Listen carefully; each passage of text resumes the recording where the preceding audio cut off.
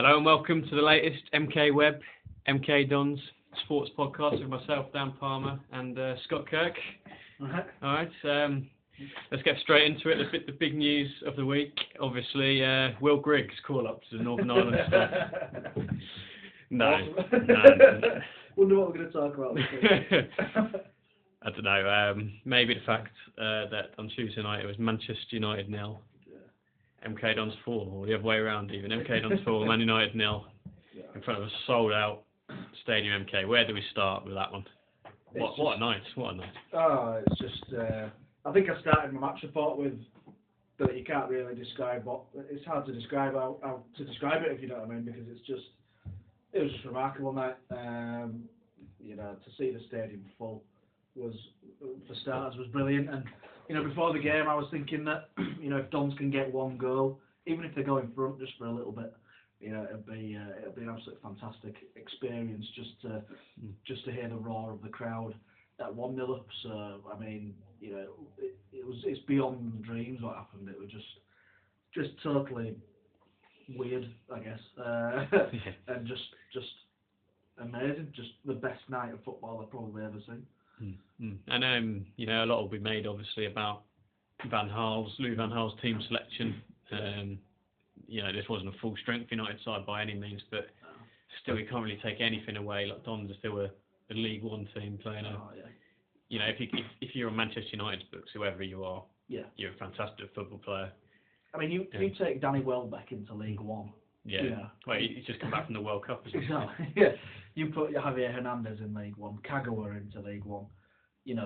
These aren't mugs, they're not League One players.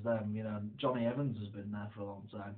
You take any of those players and put them in League One, and you'd probably you'd take them. So it's it's under strength from a Man United perspective, but if you from a sort of when you compare who Dons would normally be playing in League One, obviously Man U with the players they've got, Hernandez, Welbeck, etc. It's not a comparison.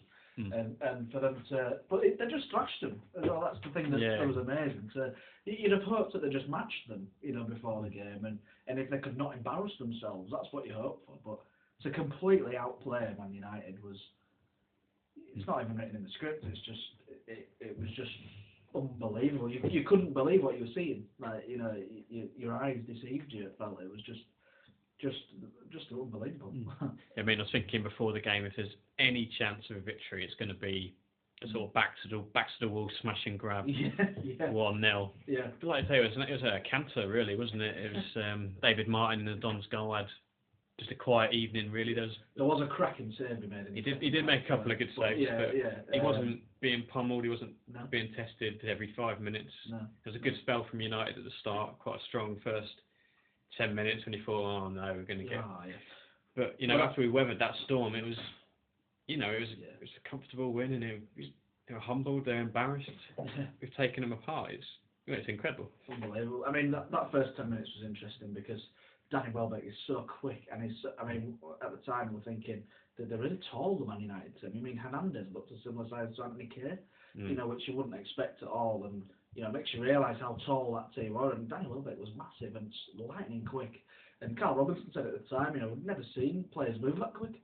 How are you supposed to defend against that? So when Hernandez slipped from Welbeck's cross, you're sort of thinking, well, that's one let off, but how many more let offs can Dons get at that stage? And then, of course, I thought Darren Potter was absolutely unbelievable, and Dele Alli in that central midfield. Yeah. They completely ran the show, and they were absolutely magnificent. And then they started getting in control of the game a little bit more. You saw them starting to just build in confidence that little bit. And it just went from strength to strength as the minutes wore on, basically. So it was just amazing. I mean, that mistake Johnny Evans made was terrible, but then Ben Rees has done really well to cut the ball back to Will. Will Griggs does a little sidestep there just to create a little bit of space for him, and then he's got an open goal to take him to. And I think that's probably underrated what he's done there. All right, it's an empty net, but he created that space for himself. That just checked his run a little bit. So cool and casual as well. He must have been. How many players have just snatched at that? Man United live on Sky. Yeah. you know, a brilliant chance to score, but, you know, he just kept his nerve just to slot it in. He's a very level-headed sort of lad from when you speak to him, you know. It seems like he doesn't get ruffled easily. You know, he works his absolute socks off as well. You know, when he's off the ball, he's a perfect sort of Don striker, really. Never stops running, never stops chasing the ball down, and that second goal. Yeah, well, what about that? Did he mean that with his chest? Yeah, I think he did. I think he realised the ball was coming in, and rather than trying to stoop his head and maybe it go flying, you know, he's had to have the confidence to just say, yeah, I know what I'm doing. It's a cheeky finish, isn't it? Oh, it's just, I've never seen anyone chest the ball into goal anyway for a goal like that. Never mind, you know, against Man United, and for him to just, you know, I think he's seen it come in, and he's probably maybe misjudged where he needs to stick his head. So, but I mean, that is just supreme confidence. It's absolutely unbelievable. And then the no-look pass from Ben Reeves. Yeah, I mean, well, Reeves had a fantastic night in the 3 assists. You know, it seemed strange at the end of last season. I'm sure all these podcasts, it was like no strikers, nobody's scoring. Not the case. We've got 2 strikers, both getting a brace against Manchester United. We've mentioned Griggs' goals already, and then Benicofobé on loan from Arsenal. You know, I thought maybe De Gea could have saved his deferred goal. It went through him a little bit, but it's a lovely finisher, I think, as well. Yeah, he's got power on it. Yeah, it's all he can really do. I think De Gea will be disappointed. I don't know. I mean, I think he's just latched onto it perfectly. Maybe you're right. Don't know. I think it's a lovely goal for him to score. I feel like you say that goal. It's all about the assists, isn't it? The ball from Reeves is just bamboozled the United defence. Not me, absolutely. And then the last goal is for me a slight element of looking at is won the ball and it's not careered off somewhere else, but you can't fault it. Just the way he's barged through. It's like United.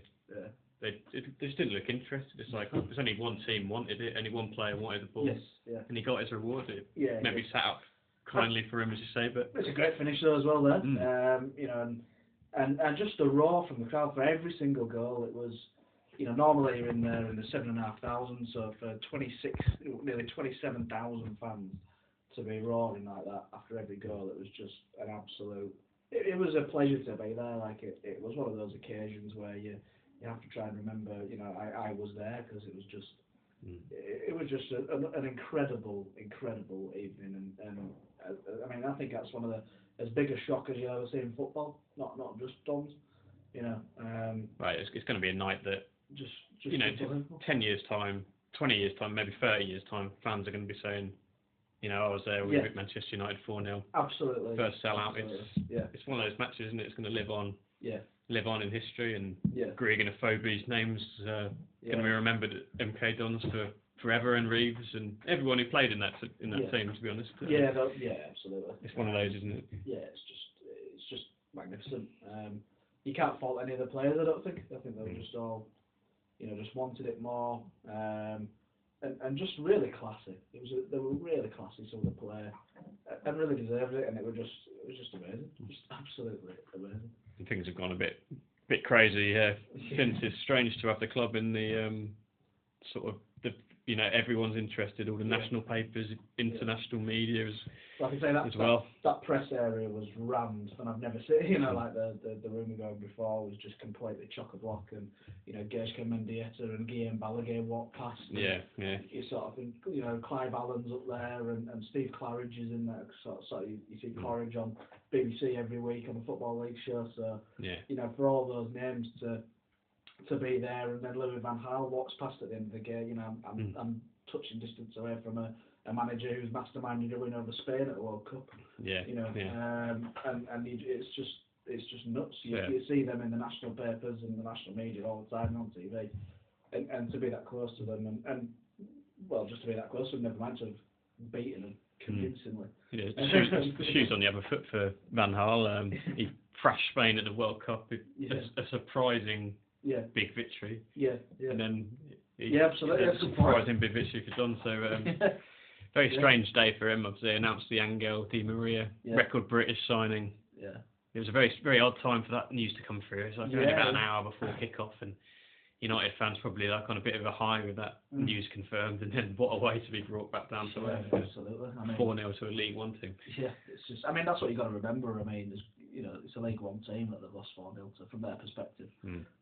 But Dons were absolutely brilliant, and this is why I think that Dons just need to get out of this league. I think if they can get into the Championship, they'll do well. Yeah. They play that sort of football. They play well against the good teams, and it's just seems to be a bit of a sort of stumbling block at the minute for the progression. I honestly think that almost like a bit of a plateau at the moment, League One. Yeah. If I can get promoted, I just the way they play, the passing football, I think it's a lot more suited to higher up, and you can just see success building for them. That's really solidified that for me, the win over Man U, because no one, they wouldn't have expected that. It's not the first time Dons have scored 4 times against the Premier League side in recent memory. We've had Norwich, Blackpool, and Queen's Park Rangers as well. So that's why I think that. When teams giving them more space to play and not parking the bus, and it does suit Robinson's passing football. Yeah, it does. And it's just a glimpse of what could be, really, wasn't it? Yeah. On the pitch and in the stands with the full stadiums. If we go up through the leagues, more occasions like that. Yeah. The people in Milton Keynes have come. The floating fans. Yeah. The casual fans, if you like. There'll always be the hardcore. Yeah. 8,000 or 9,000. Yeah. But it just shows what could happen. I think Pete Winkelman's quote that the stadium's not too big for the club, and that's been proved. We're gonna grow into it over the years. Definitely. Well, I mean, the city's growing as well. The population of the city's growing massively. But that hardcore group, you're going to get more of a hardcore group going every week when you're in the Championship and when you're in the Premier League, and that hardcore will expand because you'll still have your floating fans, but then more fans will jump onto the success. It's just inevitable that. So it's so important to get those leagues out, and I think the squad's looking really good now. Jordan Spence coming in, he can't even get a look in. Yeah.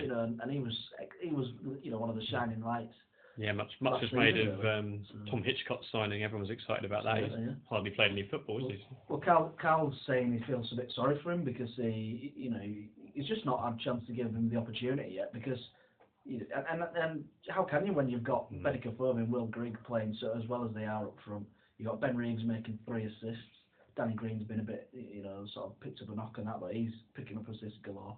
When you score, it's like free-for-all scoring at the moment, so you can't really change much of it as well. So the good thing is that maybe when the likes of Reeves or when Grigg is maybe just dropping off that form a little bit, if it happens, then you've got someone like that to come in. So I think the squad is looking very, very good this season, and that's really encouraging. I mean, we've only had 1 month of the season, so the injuries will come and the suspensions.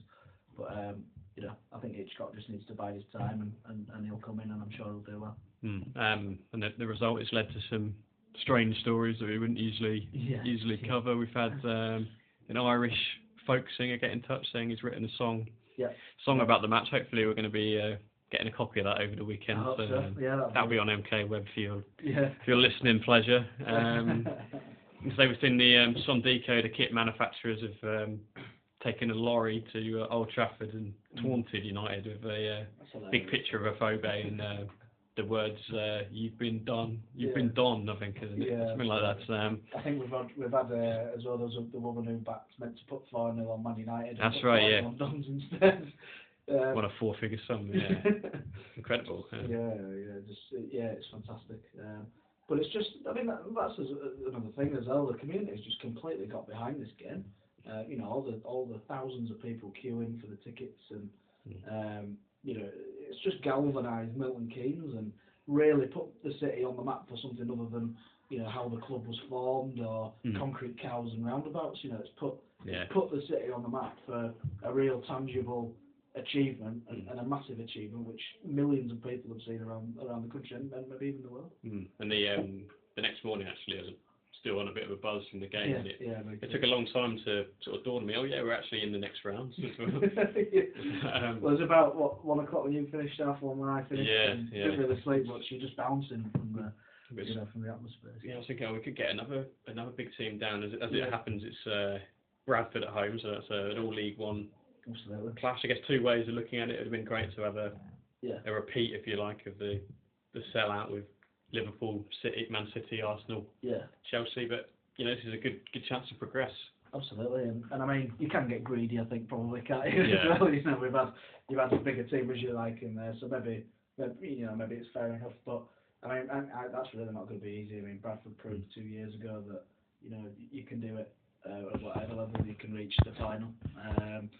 They've got that pedigree in this competition already to Bradford, and I'm sure they want to try and relive that success of 2 years ago. So that's not going to be easy at all, and I think it's going to be a hell of a lot tighter than the Man United game, which feels weird saying. It does, yeah, it does. But I mean, the interesting one with that is that Don's obviously playing them the week before on the Tuesday night as well at home. Yeah, so that's going to be quite strange, I think. It's going to be interesting to see how the league game goes, and interesting to see how both teams react to that league game for the following game a week later. So it's going to be a real interesting sort of week, that, and it's quite it's weird, isn't it? It always is weird when you're playing teams so close together. Absolutely. Don's got a guard now, haven't they, against the after the Lord Mayor's show. It's a big game against Crawley on Saturday. How often have we seen this in football? An amazing result, and then back down to earth with a bump, if you like, in the next game. So that's a really important game to keep with the pack at the top of League One, and hopefully a better crowd than normal as well. Hopefully a few people who came down on Tuesday night will have got the bug, if you like, for MK Dons, and will start coming along a bit more regularly. You'd like to think so. I mean, I'd like to think that in the ground, on Saturday there's still going to be that sort of hangover effect, almost a little bit from a fan's perspective of that atmosphere bubbling into the game on Saturday as well. Just remembering we were here on Tuesday night for the most remarkable night of football any of us have ever seen. So there's that. I think that'll provide the players a massive lift to come in and for that feeling of good well-being still being in there. But let's not forget, Eyes on the Cloud has been scoring a lot. So far. And he's going to really want to prove a point on Saturday, so I think he's going to be quite tough to deal with. It'd be just like him to come back in there. They did it for Portsmouth, didn't they? Typical for Dons. He did it, he did it for Portsmouth, So, I mean, so it's not going to be an easy game by a long way. But the thing is, as well, Dons have got a 2-week break after that game. So, if you're Carl, you're sort of thinking that, we can celebrate what we like after Saturday for a couple of days. There's that 2-week break then. I know the players are going to be off for 3 or 4 days after the Crawley game because the start of this season's been really, really busy, and you sort of think, well, just carry that on into Saturday, and then you can breathe. You'd want that. If I were Carl, I'd be wanting that intensity to carry on from the Man U game, take it into the Crawley game, and you don't have to worry too much about tiredness then, because then you've got 2 weeks then to have a break afterwards. Yeah, it's quite nice for the players, really. And they deserve it. I mean, they're going to come back to about 5 games in 2 weeks. This is because the Sheffield United game due in September has been called off because of international call-ups. Grigg and Reeves to Northern Ireland, and Dele Alli's been called up to England under 19s, which is a great boost for him. I think as fans we need a break as well. I mean, the month of August must be the best month that any Dons fans could have ever hoped for. Beating AFC. Shame about Peterborough, but played them really well. It's good performance there, as they probably had in quite a few years. And obviously the Man U stuff's just been unbelievable. So I mean, you just hope now the season's not peaked. I guess these days off, it'll potentially allow the players to crack open a can or two. I know Pete had a flute of champagne. He did. Carl had a beer afterwards, I think. Did it 5 minutes after full time? So you can't blame him. You cannot blame him. You can. Just finally then, transfer deadline day on Monday. Are you expecting anyone coming in? Anyone going out? I guess Dele Alli's the big question mark. His performance against United in front of the watching world is going to. It wouldn't surprise me if he went. Put him firmly in the shop window, isn't it? Yeah, it wouldn't surprise me if he went. I know that. I think they'll have had an extra couple of bits probably after that Man U game because he was just phenomenal. You kind of wanted Dele Alli to have a good game in that game in a weird sort of way, but it was phenomenal, and it wouldn't surprise me to see him move on. It would surprise me if anybody else moved on. I know Ben Reeves had a stormer. It wouldn't surprise me if someone's going for a bid for him, because I thought it was absolutely fantastic on Tuesday night. But I think if Dele leaves, it wouldn't be the biggest surprise in the world. He's just, I mean, Cal's resigned to losing him at some stage, and I think he's just trying to delay when he's going to lose him, because, it's just, I mean, he's filled out over the summer, and he's just majestic in that central midfield. You know, and to replace him is going to take some money, and it's going to be a big job to try and replace him if he does, because he's just been outstanding. But yeah, I mean, I think that was the main one to worry about. I don't think, you know, potentially Reeds, but I don't think there's too many others to worry about really, and you know, hopefully the squad can stay relatively intact, and you know, we can mount a really good few months of a challenge to try and get promoted, which has to be the aim, I think, now, especially after this Man U win. Absolutely. You know, Ali's performance, if he is to go, hopefully maybe a 0 or 2 has been added on. Yeah, you'd like to added onto the fee, and yeah. I've said this before. If he does go, I'd like to hopefully the powers that be negotiating and perhaps getting back on loan for the season. I think that would be good for him. You know, look at Brendan Galloway. He's not going to play for Everton's first team, is he? Very unlikely. So yeah, well, certainly straight away as well. I mean, you know, like, I'm not sure how much experience you get through playing in an under-21 situation. Surely you want your player to be playing in a competitive situation and get used to those atmospheres and everything, you know, that the atmosphere of a big game and needing 3 points and all that sort of stuff. You know, because the under-21 is always going to be a sort of that's just a stepping stone really. Whereas if you're playing for the actual club, then you know that, you know, you're not going to get away with just, you know, if you have an off game, that's going to cost those fans 2 or 3 points. So you know, it's I'd like to think they do that, but we'll have to see. But yeah, it'd be lovely if Ali could just stay till Christmas. But I think we'll be lucky if he stays till Christmas after Tuesday night, to be honest, because he's just got everything to his game. He can do the horrible stuff. He can tackle. He can head. Yeah. You know, he's strong. He's so hard to get off the ball. He can finish. He can do the lot. And I think he's just destined for England caps, and you know, and I think he really is destined for an amazing future. We'll have to see. We'll watch this space. Monday's going to be very interesting. Thanks very much for listening, and we will see you again very soon. Cheers. Cheers.